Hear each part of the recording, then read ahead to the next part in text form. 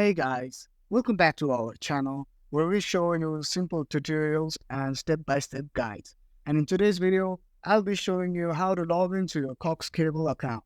So without further ado, let's get straight into the video.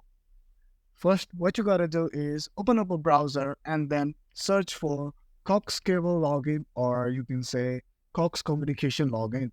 Then select the first link. That will take you to the Cox Cable official page where you need to enter your user ID and then your password. And you can click this box which says remember user ID if you don't want to keep on entering your user ID every time you want to log into your account. And once that's done, simply select sign in. And that's how you log into your Cox Cable account.